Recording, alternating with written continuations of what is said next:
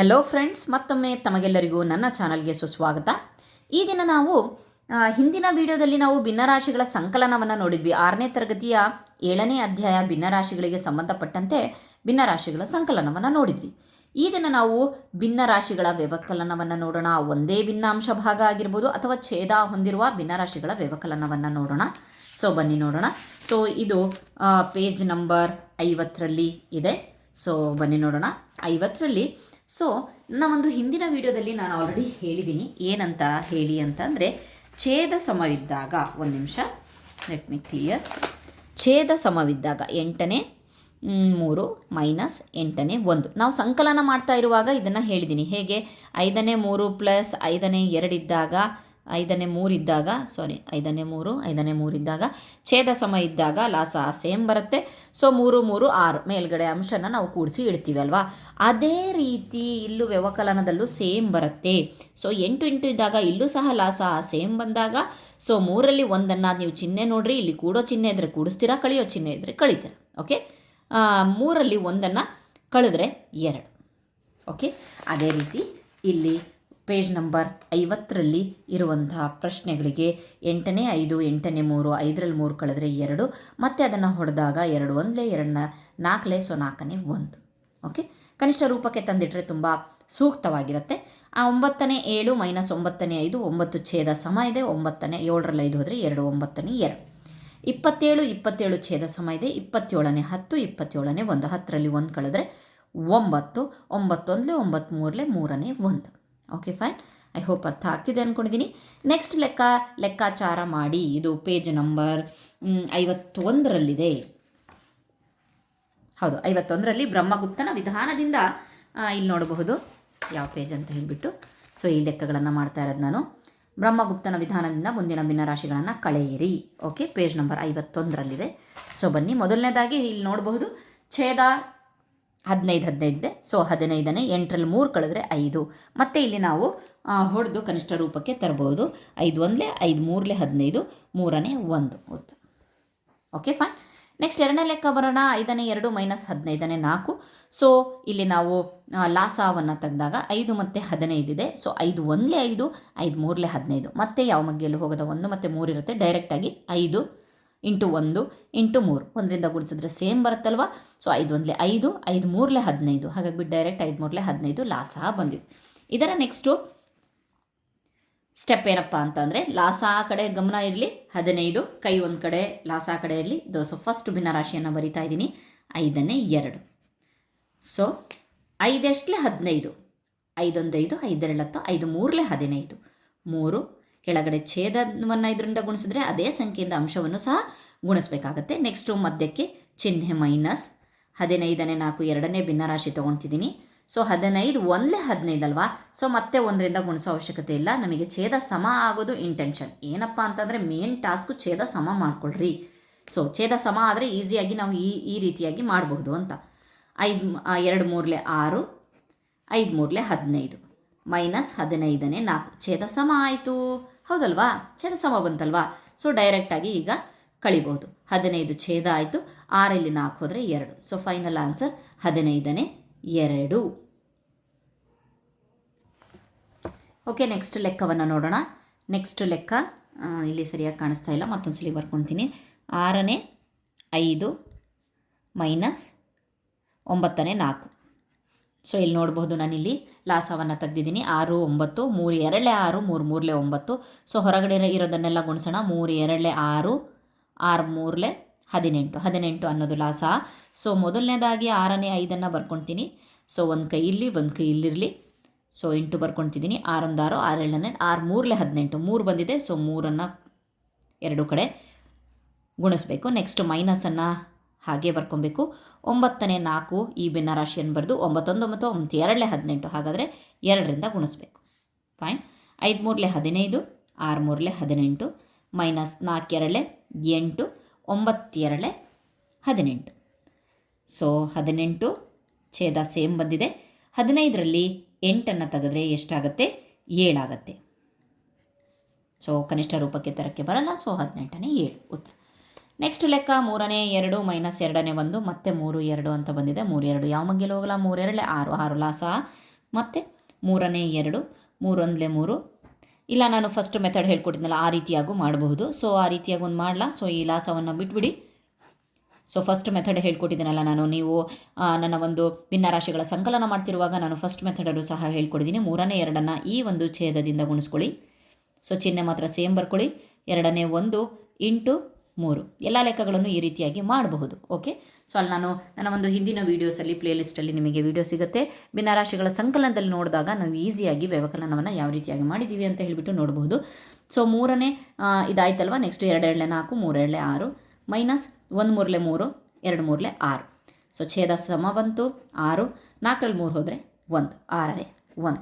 Okay, ಇದು ನಾವು ಲಾಸ ತಗಿಲ್ದಂಗೆ ಡೈರೆಕ್ಟಾಗಿ ಮಾಡಿರೋದು. ಸೊ ಎಲ್ಲ ಲೆಕ್ಕನೂ ಅದೇ ರೀತಿಯೂ ಸಹ ಮಾಡಬಹುದು. Okay fine. ನೆಕ್ಸ್ಟು 2ನೇ ಮೇನು ಸೂಚಿಸಿರುವಂತೆ ಕಳೆಯಿರಿ. 3ನೇ 10ರಿಂದ 4ನೇ 13 ಕಳೆಯಿರಿ. ಓಕೆ, 3ನೇ 10ರಿಂದ 4ನೇ 13 ಕಳೆಯಿರಿ ಅಂತ ಹೇಳ್ಬಿಟ್ಟು ಸೊ ಮಾಡೋಣ.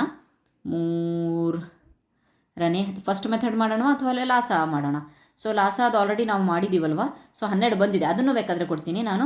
3 ಮತ್ತು 4ರ ಒಂದು ಲಾಸ 12 ಬಂದಿದೆ. ಸೊ 12ನ್ನು ಡೈರೆಕ್ಟಾಗಿ 2 ಈ ರೀತಿಯಾಗಿ ಒಂದು ಬೆರಳಿಲಿ ಇಟ್ಕೊಂಡು ಇಲ್ಲಿ ಬಿಟ್ಕೊಂಡು ಮಾಡಿರಿ ಅಂತಾರಲ್ಲ, ಅದನ್ನು ಮಾಡ್ಬೋದು.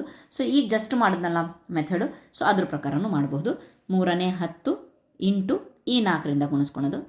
So ಮೈನಸ್ಸಿಗೆ minus ಬರ್ಕೊಳೋದು. 4ನೇ 13 ಬರೆದ್ಬಿಟ್ಟು ಇಂಟು ಈ ಛೇದದಿಂದ ಗುಣಿಸ್ಕೊಳೋದು. ಫೈನ್.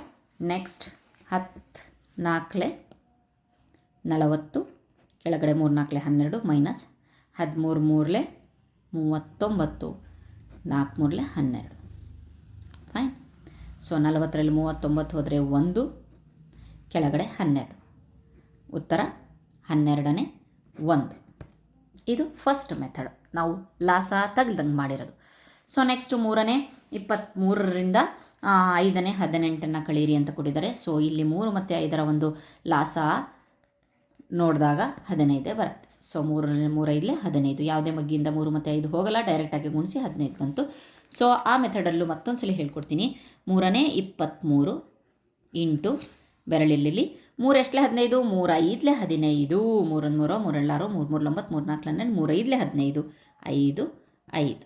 ಸೊ ಮೈನಸ್ ರಿಂದ ಕಳೀರಿ ಅಂತ ಕೊಟ್ಟಿದ್ದಾರಲ್ವ. 5ನೇ 18 2ನೇ ಭಿನ್ನರಾಶಿ ಬರದೆ. ಸೊ ಇದಕ್ಕೆ 5 1 5 5 7 5 3 15. ಫೈನ್.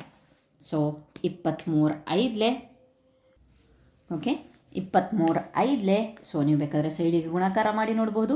23 5 115, ಕೆಳಗಡೆ 5 3 15 ಮೈನಸ್ 18 3 54, 54 5 3 15. ಸೊ 115ರಲ್ಲಿ 54ನ್ನು ಕಳೆದಾಗ 5ರಲ್ಲಿ 4 ಕಳೆದ್ರೆ 1, 11ರಲ್ಲಿ 5 ಕಳೆದ್ರೆ 6, 61, 15ನೇ 60. Final answer. ಸೊ ನೆಕ್ಸ್ಟು ಬರೋಣ. 7ನೇ 45, 7ನೇ ಇದಕ್ಕೆ ಲಾಸ ಕಂಡಿಡಬೇಕಾ? ಇಲ್ಲ ಅಲ್ವಾ. ಸೊ ಇದು ಡೈರೆಕ್ಟಾಗಿ ಮಾಡುವಂಥ ಲೆಕ್ಕ. ಛೇದ ಸಮ ಇದೆ. ಸೊ ಹಾಗಾಗಿಬಿಟ್ಟು 7ನೇ 45 ಮೈನಸ್ 7ನೇ 29, 45ರಲ್ಲಿ 29 ಕಳೆದ್ರೆ 16, ಕೆಳಗಡೆ 7, ಛೇದ ಸಮ. ಓಕೆ, ಛೇದ ನಾವು ಇಲ್ಲಿ ಲಾಸ ಕಂಡಿಡಿದ್ರೆ ಛೇದ ಸಮಾನೇ ಬರುತ್ತೆ. ಹಾಗಾಗಿಬಿಟ್ಟು ಸೊ 7 ಅಂತ ಹೇಳ್ಬಿಟ್ಟು ಡೈರೆಕ್ಟಾಗಿ ಇಡೋದು. Okay fine. Next, I hope ನಿಮಗೆ ಅರ್ಥ ಆಗ್ತಿದೆ ಅಂದ್ಕೊಂಡಿರ್ತೀನಿ. ಅರ್ಥ ಆಗಿಲ್ಲ ಅಂತಂದರೆ ಪ್ಲೀಸ್ ಒಂದು ಕಮೆಂಟ್ ಮಾಡಿ ಹೇಳಿರಿ. ಓಕೆ, ಅರ್ಥ ಆಗ್ತಿದೆ ಅಂತ ಅಂದರೆ ಪ್ಲೀಸ್ ಅದನ್ನು ಸಹ ಕಮೆಂಟ್ ಮಾಡಿ ಹೇಳಿ. ನನ್ನ ಒಂದು ಎಕ್ಸ್ಪ್ಲನೇಷನ್ ನಿಮಗೆ ಅರ್ಥ ಆಗ್ತಿದೆ ಅಂತ ಹೇಳಿಬಿಟ್ಟು. ಸೊ ನೆಕ್ಸ್ಟ್ ಮುಂದಿನ ವೀಡಿಯೋಸ್ಗಳನ್ನು ಮಾಡೋಕ್ಕೆ ನನಗೆ ಒಂದು ಇನ್ಸ್ಪಿರೇಷನ್ ಸಿಗುತ್ತೆ. ಸೊ ಬನ್ನಿ ನೋಡೋಣ. ಮುಂದಿನ ಸಮಸ್ಯೆಗಳನ್ನು ಬಿಡಿಸಿ. ಜಯಾಳ ಶಾಲೆ ಅವಳ ಮನೆಯಿಂದ 10ನೇ 7 ಕಿಲೋಮೀಟರ್ ದೂರದಲ್ಲಿದೆಯಂತೆ. ಜಯಾಳ ಶಾಲೆ ಅವಳ ಮನೆಯಿಂದ 10ನೇ 7 ಕಿಲೋಮೀಟರ್ ದೂರದಲ್ಲಿದೆ ಅಂತ. ಇದು ಕಂಪ್ಲೀಟು 10ನೇ 7 ಕಿಲೋಮೀಟರ್ ದೂರದಲ್ಲಿದೆ. ಅವಳು ಪ್ರತಿದಿನ ತನ್ನ ಮನೆಯಿಂದ 2ನೇ 1 ಕಿಲೋಮೀಟರ್ ದೂರದವರೆಗೆ ಆಟೋದಲ್ಲಿ ಹೋಗ್ತಾಳಂತೆ. ಇಲ್ಲಿಂದ ಇಲ್ಲಿವರೆಗೆ ಅಂದರೆ 2ನೇ 1 ಕಿಲೋಮೀಟರ್ ಅಷ್ಟು ದೂರ ಅವಳು ಆಟೋದಲ್ಲಿ ಹೋಗ್ತಾಳಂತೆ. ಫೈನ್. ನಂತರ ಅವಳು ನಡ್ಕೊಂಡು ಹೋಗ್ತಾಳಂತೆ ಶಾಲೆಗೆ. ಎಷ್ಟು ಗೊತ್ತಿಲ್ಲ. ನಂತರ ಶಾಲೆಯನ್ನು ತಲುಪಲು ಉಳಿದ ದೂರವನ್ನು ನಡೆದುಕೊಂಡು ಹೋಗ್ತಾಳಂತೆ. ಹಾಗಾದರೆ ಶಾಲೆಯನ್ನು ತಲುಪಲು ಅವಳು ಪ್ರತಿದಿನ ಎಷ್ಟು ನಡೆಯುತ್ತಾಳೆ? ಅಂದರೆ ಕಂಪ್ಲೀಟ್ ಡಿಸ್ಟೆನ್ಸು 10ನೇ 7 ಇದೆ, ಆಟೋ ಅಲ್ಲಿ 2ನೇ 1 ಕಿಲೋಮೀಟ್ರು. ಹಾಗಾದರೆ ಇದೆಷ್ಟು ಅಂತಂದರೆ ಇದು ವ್ಯವಕಲನಕ್ಕೆ ಸಂಬಂಧಪಟ್ಟಂತೆ 10ನೇ 7 ಮೈನಸ್ 2ನೇ 1 ಮಾಡಬೇಕಾಗತ್ತೆ. ಸೊ ಬನ್ನಿ ನೋಡೋಣ, ಮಾಡೋಣ. ಜಯಾಳ ಶಾಲೆ ಮತ್ತು ಮನೆಗಿರುವ ದೂರ 10ನೇ 7 ಕಿಲೋಮೀಟರ್. ಆಟೋದಿಂದ ಹೋಗುವ ದೂರ 2ನೇ 1 ಕಿಲೋಮೀಟರ್. ಹಾಗಾದರೆ ನಡೆದುಕೊಂಡು ಹೋಗುವ ದೂರ 10ನೇ 7 ಮೈನಸ್ 2ನೇ 1. ಸೇಮ್ 10 ಮತ್ತು 2ಕ್ಕೆ ಲಾಸಾವನ್ನು ತೆಗೆದು ಮಾಡಬಹುದು ಅಥವಾ ಡೈರೆಕ್ಟು ಮಾಡ್ಬೋದು. 2 5 10, 2 5 10, 10 ಅನ್ನೋದು ಲಾಸ ಬಂತು. ಸೊ 10 ಲಾಸ ಬಂದಿದೆ ಅಂತಂದಮೇಲೆ ನೀವು ಇದನ್ನು ನಾವು ಮತ್ತೆ 1ರಿಂದ ಗುಣಿಸೋ ಅವಶ್ಯಕತೆ ಇಲ್ಲ, ಸೇಮ್ ಆನ್ಸರ್ ಬರುತ್ತೆ. 10ನೇ 7 ಮೈನಸ್ ಇದನ್ನಷ್ಟೇ 2ನೇ 1, 2 5 10 ಅಲ್ವಾ, ಸೊ ಹಾಗಾಗಿಬಿಟ್ಟು 5ರಿಂದ ಗುಣಿಸಿದ್ದಾರೆ. ಫೈನ್. ನೆಕ್ಸ್ಟ್ 10ನೇ 7 ಮೈನಸ್ 10ನೇ 5, 10ನೇ 2. ಸೊ 10ನೇ 2 ಮತ್ತೆ ನಾವು ಹೊಡೆದಾಗ 5ನೇ 1 ಕಿಲೋಮೀಟರ್. ಜಯ ನಡೆದು ಹೋಗುವ ದೂರ ಎಷ್ಟಪ್ಪ ಅಂತಂದರೆ 5ನೇ 1 ಕಿಲೋಮೀಟರ್. ಸೊ ನಿಮ್ಮ ಹತ್ರ ಸರಿಯಾಗಿದೆಯೋ ಇಲ್ಲ ಅನ್ನೋದಕ್ಕೆ ನೋಡಿ, ಇಲ್ಲಿ 5ನೇ 1 ಕಿಲೋಮೀಟರ್. ಸೊ ಇವೆರಡನ್ನು ಕೂಡಿಸಿ ಮತ್ತೆ ಮುಂಚಿನ ಥರ ನೀವು ಮಾಡಿದ್ರೆ 10ನೇ 7 ಬರಬೇಕು ಆನ್ಸರ್. ಸೊ ಆವಾಗ ನಿಮ್ಮ ಆನ್ಸರ್ ಕರೆಕ್ಟ್ ಇರುತ್ತೆ ಅಂತ ಹೇಳ್ಬಿಟ್ಟು ನೀವು ತಾಳೆ ನೋಡಬಹುದು. Okay, fine. ನೆಕ್ಸ್ಟು 2ನೇ ಪ್ರಶ್ನೆ, 3ರಲ್ಲಿ ಬಿ ಪ್ರಶ್ನೆ. ಜೀವಿಕಾ ಉದ್ಯಾನವನ್ನು ಸಂಪೂರ್ಣವಾಗಿ ಸುತ್ತಲು 3ನೇ 10 ನಿಮಿಷವನ್ನು ತೆಗೆದುಕೊಳ್ತಾಳಂತೆ. ಒಂದು ಉದ್ಯಾನವನ ಇದೆ, ಪಾರ್ಕ್.